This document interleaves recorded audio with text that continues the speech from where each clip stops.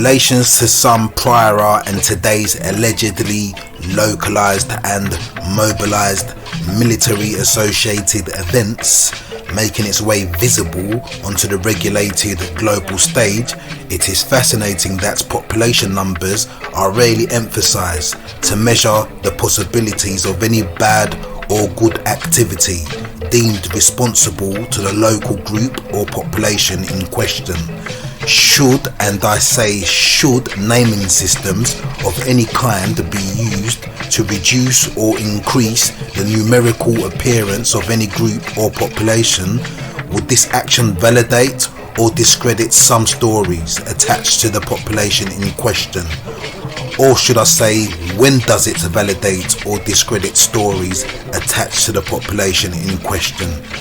After all, would this be dependent upon the engineers of these naming systems? This video is not made to offend any person or ethnic group, especially all understood to be Songye, Tetela or Congo Kasai. I say this respectfully, do not confuse the revealing of an unfavourable or sidelined fact as an attack. Relative to this, I am convinced entities connected to the UN and politically correct globalist characters believe they have ownership not only on your data but also on your delivery and even your expression. They become terribly angered when truthful facts are being brought forth outside of their churches, cults, brotherhoods, and most importantly, outside of their matrix. Therefore, they believe they have the God-given right to repeat your delivery and expression verbatim via soul-deprived characters who are moulded to appear local or regular to the viewing audience.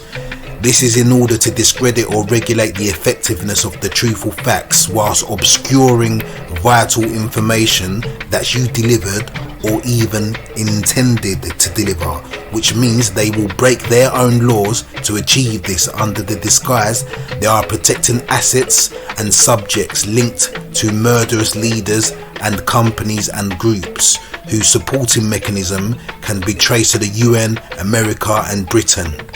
Where these matters need to look very localized, America, Britain and its companies will use their subject elites, notably from places like Kenya, Angola, Tanzania, Uganda and Rwanda and other places alike. Do have in mind I do not have 700 plus subscribers. This YouTube channel is infested with bots and views from bots. Therefore, if you intend to communicate, you will unfortunately require some creativity to stand out from an agent or a bot or an ex-church-like or brotherhood character. Now let's start. In the year 1894, Sultan Swahili Arabs were defeated along with some of their notable leaders during the Congo Arab War. 1894 is also the period we can discover differences amongst those offered for sacrifice in the Congo Arab War and those who were beneficiaries of the Congo Arab War. For instance, some of the Arabized and Sultan Swahili Arabs who sided with the invading Europeans during the Congo Arab War were found to be the later beneficiaries of the rubber atrocities demonstrated in part 13, whilst their subjects would be handed over to the invading Europeans to find themselves being subjects of the rubber related atrocities, especially where they expressed no desire to side with either the Sultan Swahili Arabs or the invading Europeans.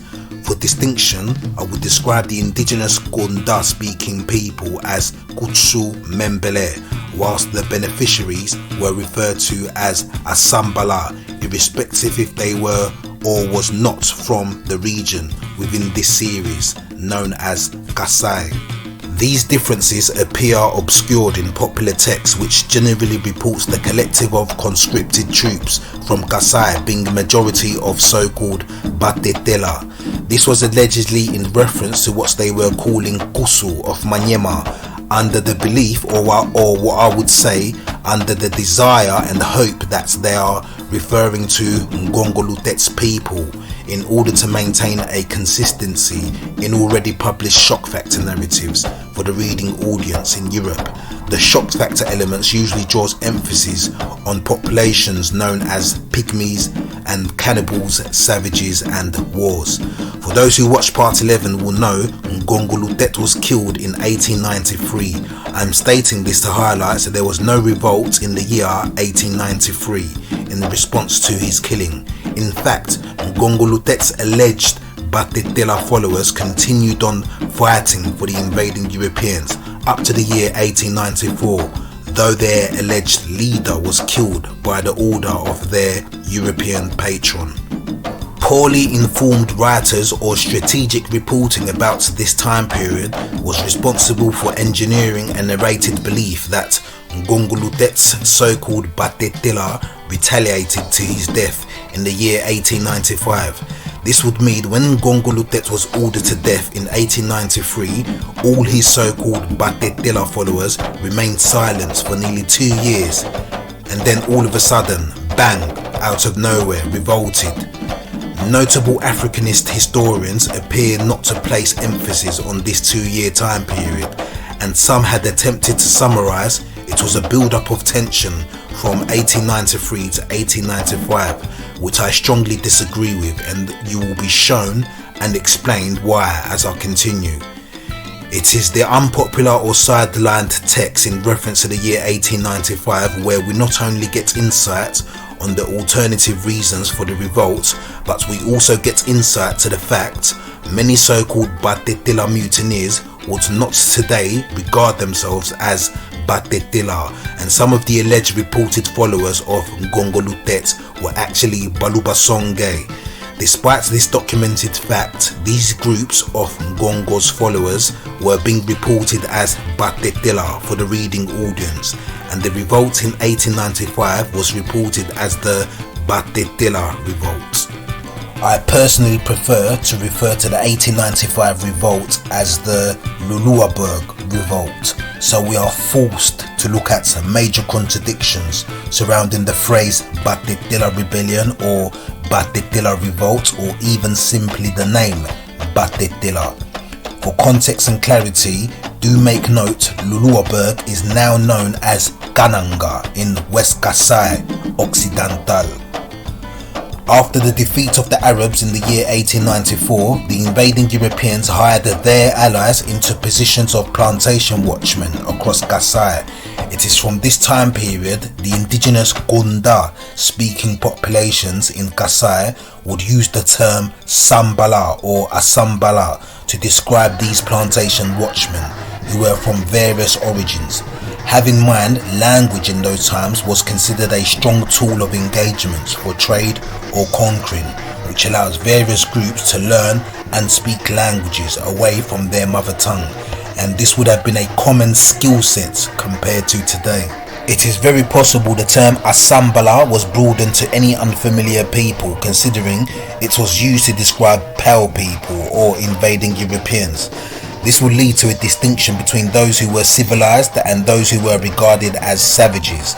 In this period, the invading Europeans also found it more cost effective to instead raise what they described as the dominated or savage cannibals into troops, providing they were obedient via the missionary schools, who were allegedly redeeming uprooted people that were reported to have fled the Sultan Swahili Arabs.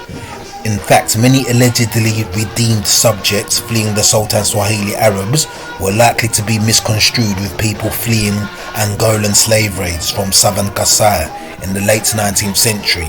This is outlined in parts 6 to 7. Do again consider reports about the majority of savage troops recruited in Kasai were reported as so-called Usu or Batetela, whilst the missionary schools in Kasai openly conspired to form an outnumbering obedience race, but also openly reported that their redeemed populations were being made into troops for the force publique.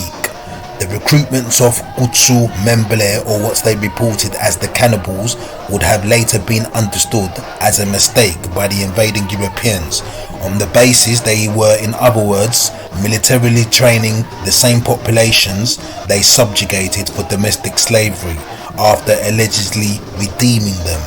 This will in no doubt be a recipe for a pending revolt. Do note all descendants of Kutsu Membele were being branded as Batetela or Kusu, so you do not confuse the latter terms with the term Kutsu Membele. Today the phrase Batetela has broadened to also include some Asambala groups, and those who watch part 5 may have more precise insight to this. Do consider Lusambo was set up in today's Tetela Sankuru district in the year 1890 to allegedly prevent penetration from the Sultan Swahili Arabs. Various indigenous Kutsu Membele of Sankuru up to Maniema would have gathered at this post, either fleeing or leaving subjectivity from the Sultan Swahili Arabs, which would have included Ngongo. Focusing on geography, some of the populations fleeing to Lusambo would have come from the then reported 1870s Baluba lands in Maniema up to today's eastern Lomami province. This means some of these populations would have also spoke or understood languages more akin to Kiluba. I am mentioning this so you understand, during the Congo Arab War, it is very likely the Sultan Swahili Arabs used their subjects as sacrifice on the front line against the invading Europeans. Due to the then regulation of the term Batetela and Baluba, it would later appear academically incorrect or socio-politically wrong to state the invading Europeans went to war with the Baluba, who allied with the Sultan Swahili Arabs. This is because during and after this revolt, the invading Europeans recklessly regulated Kasai's ethnic categories, leaving a trail of their intentions. Combined with earlier resentments to the invading Europeans and harsh treatment as a result of rubber demands by private European companies, these Kutsu Membele, along with some allegedly redeemed conscripted troops, would initiate the first revolt in July 1895. I argued this revolt encouraged more intense forms of what I would describe as agency work, because the invading Europeans attempted to present the idea that their hired agents were no longer allowed to tax the indigenous populations in 1895, which was the same year of the Luluabourg revolt. An invading European officer located at the Luluabourg post had a tendency to whip the so-called Batetela conscripts when they fall out of line. A major incident occurred where this same European officer, who enslaved an indigenous woman to the status of a concubine, had that indigenous woman murdered because the indigenous woman slept with another man. It would appear the revolt in Luluabourg erupted from this incident, combined with various reports of poor treatment motivated by domestic slavery. The revolt in Luluabourg was reported to have been led by a man named Kandolo, who was reported to have been a former guard of Ngongo. Judging by the name Kandolo, Kandolo would have been part of the Wakusu collective of that time period. All the so-called Batetela followed Kandolo's lead in Luluabourg, West Kasai, and they chased down the responsible invading European officers into the bushes, where they hunted and killed the responsible officers. Other invading Europeans would abandon the station post and flee to safety towards the American missionary in Luebo, which was further north of Luluabourg within this West Kasai. Gandolos and the mutineers would have taken over the abandoned station post at Luluabourg, taking all the invading Europeans' guns and ammunition, which initiated the official hunts for invading Europeans. It's vital to note this revolt incited the then Luba Kasai chief, Kalamba Mukenge, to join the so-called Batetela mutineers. The collective of mutineers were influential in getting various Kasai populations to get out of alliance with the invading Europeans.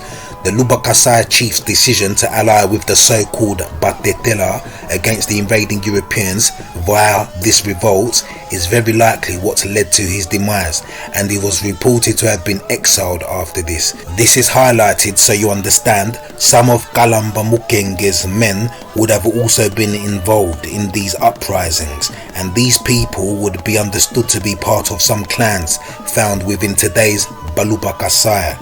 These specific clans were not the only reported Baluba amongst the so-called Batetela mutineers. As I mentioned earlier, some so-called Batetela who came from the 1870s Baluba lands in Maniema would have at least understood or spoke languages more akin to Kiluba of the Baluba homeland in Kananga. This would include patrons of the Songe who would have been outright Baluba, or what I describe as Baluba Songe. It would appear some of these mutineers were also attempting to flee back to their homelands away from the missionary schools in West Kasai, which demonstrates that the mutineers understood they were in fact fighting for their invaded lands. This is indicated in the direction of travel, where they scattered in various directions towards East Kasai and beyond. One of the scattered bands stopped at a place today known as Kabinda in Songye country, where they repeated the process in attacking the station post and the invading Europeans on site. These events caused the invading Europeans to almost engage in what I describe as a witch hunt for the so-called Batetela, which resulted in many descendants of Kutsu Membele being pacified, enslaved or murdered due to the invading Europeans' paranoia that the so-called Batetela will in turn revolt and kill them. This witch hunt was likely also motivated by revenge for the invading officers who perished at the hands of the reported savages, and to also put down the influence they had within not just Kasai but the whole landmass, spreading north and northeast within the landmass we know today as DR Congo. And lastly, in my opinion, it would have been an excuse to murder indigenous people within Kasai based on behavioural probability of the invading Europeans. The murdering of indigenous Australians and other indigenous groups alike is a classic example of creating false justification for such acts. From 1895 to 1896, it would also appear the invading Europeans began purging many of the remaining Okonda speaking people from their army, and they increased their reliability on what they were describing as Baluba to help them hunt the mutineers, as they deemed their Baluba to be loyal to the invading Europeans. Do note there would have also been loyal so-called Batetela within the invading Europeans' loyal collective, and the loyal Luba in question would have comprised of those combined with Nsapu to later become the nucleus of Baluba Kasai, which solidified in the 1950s as a people exclusive to East Kasai, so long as the name Lulua is projected to describe the Shiluba speaking people in West Kasai to distinguish those in East Kasai.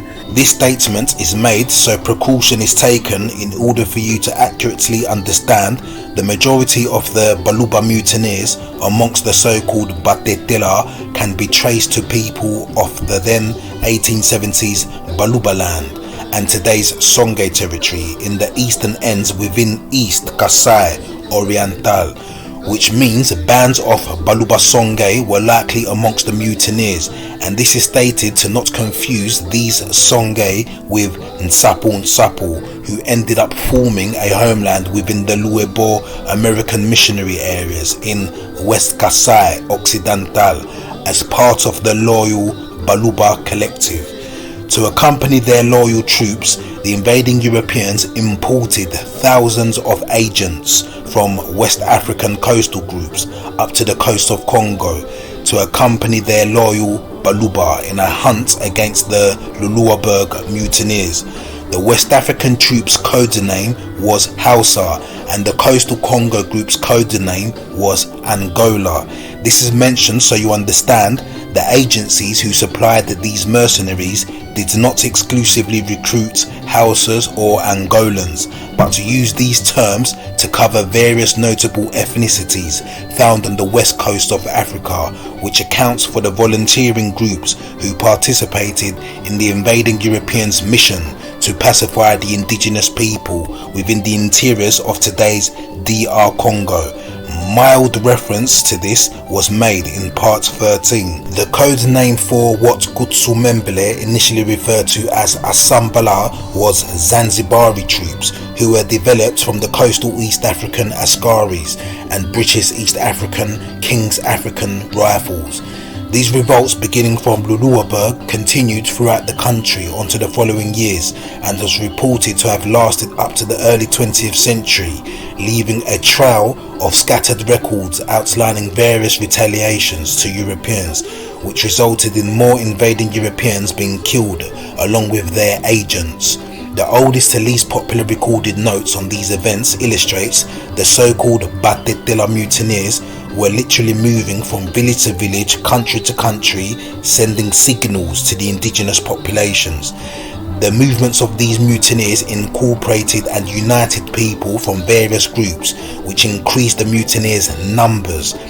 Despite this, the revolts which followed all the way up to the year 1901 were reported as Batetela. I must add, it's likely that an oral phrase known as Tetela kema fumbe, which means I Tetela is not a slave, had emerged from the people or a person in this environment. The oral tale summarizes a Tetela man refused to fetch a bucket of water for an invading European, which manifested the statement Tetela kema fumbe. Though the date and incident is undetermined, the phrase Tetela kema fumbe was also at least associated or in reference to this time period when the so-called Batetela were revolting. It was reported the revolts officially came to a decline around after the year 1901, where many so-called Batetela mutineers were either murdered or, if captured, it was demanded they are to be put in chains along with their women, where they were trafficked to the Congo coastal region to be enslaved under the plantation watchmen of Boma. In this same 20th century, all Upper Kasai populations who understood themselves to be descendants of Kutsumembele had the term Batetela imposed on them, which means they artificially inherited a history other than their own, which is the history of the Watetera of the Maniema Utotera, who were the first so-called Batetela, comprising of people we know today as Songe of Maniema, who were also referred to as Wakusu, along with some of today's Kusu of Maniema. This artificial inheritance would become channeled via the populations brought into today's Sankuru region as overseers and plantation watchmen, and more notably by those who were referred to as Asambala, which is a term that dissolved within the construct we know today as Batetela, as the term Batetela grew. Today the term Batetela is also being used to cover the Asambala collective, usually when there's no desire to reference family names in discussions or reports. Pacification not only led to the artificial inheritance of others' history, but also poor understanding of history within one's own region, which can be as bizarre as misdescribing their own family genealogy with post-19th century ethnic categories, or believing Tipu Tip was amongst the men killed during the Congo-Arab War. In regards to the Baluba mutineers' historical accounts, they would find their acts of resistance discreet or scarcely reported to the reading audience, and the projection of a Batetela revolt seems to have removed many specificities for the untrained eye and untrained ear, due to the strong desire to maintain shock factor narratives surrounding the term Batetela. The end of these revolts shaped the way invading Europeans recruited people, not just for their army but also for positions of authority and power within the state. This was obviously on the basis such revolts cannot happen again. Loyalty was a dominating factor to maintain the suppression of rebellions, thus ensuring indigenous people are integrated into civilized societies or placed away from their homelands in order for immoral exploits to continue without resistance in the name of a forged deed or even in the name of God, hence why they deployed their trained evangelists into regions of interest. This is consistent with the missionaries' evangelical biblical narrative, where their God of Israel orders the killing of all Canaanites to possess land they were not biologically formed in. And in this case, the cannibal savages of Kasai closely reflects the case of Canaanites on their natural environments where they were first discovered, prior to being displaced, removed or absorbed with the use of naming systems. Some groups who advocated for this biblical code of conduct developed a sense of identity synonymous with Jews and even inherited crystalline solids which emerged from lands they helped pacify. It appears the invading Europeans found the need to cut the communication between Kasai's indigenous populations and their indigenous land, and this could only be achieved via the works of naming systems attached to trade languages, which allows assets of invading Europeans to assume an identity identical to one that existed prior. Where this technique and strategy becomes problematic and difficult, reference to unnatural modern deeds or biblical scriptures are used to falsely justify murder and invasion. This code of conduct ensures that appointed leaders and evangelists hosting biblical leadership names such as Moses, Joseph and others alike are used where social or political influence is required with a religious undertone to incite the idea that this is the plan from the God of Israel. Retaliation to this social science renders all the evangelized susceptible to the idea it could only be a heathen that retaliates to God's plan, which is the current working model that maintains pacification of indigenous people today. However, this must not be confused with today's advanced agency works, which attributes the term rebel to hide crisis actors and provocateurs who are incentivized for indiscriminately murdering and gunning down indigenous populations. And if the indigenous populations responds in self-defense, the invading Europeans will also attribute the term rebel to those responding in self-defense, for the purposes of making the matter appear like a civil-related matter, or for the reading audience to be confused between the victim and the aggressor, in hope the reading audience, or should I say the viewing audience, sympathizes with actors and provocateurs. With this being said, prior to the need for the invaders to engineer naming systems, many more of Kasai's indigenous populations were not only able to communicate in their indigenous languages, but also with their indigenous instruments, which were essential in sending coded messages during the revolts. Stay tuned for part 15, entitled Instruments of Loyalty.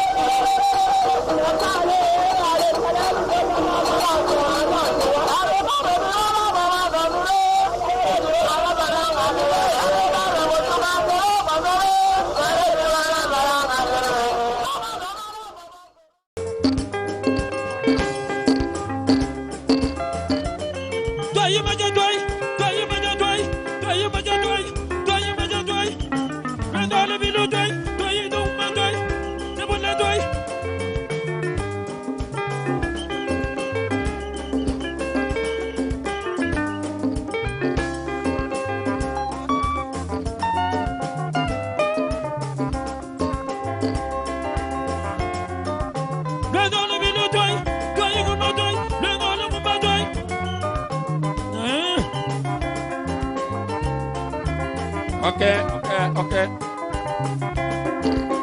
Ah, bon, Sony, Moni. Seba.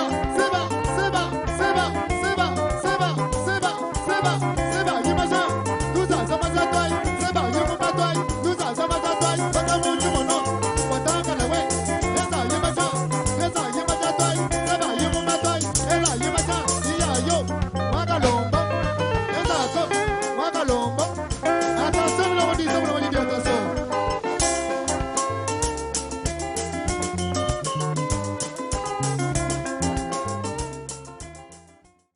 Yo, j'y vais, mon Lomami,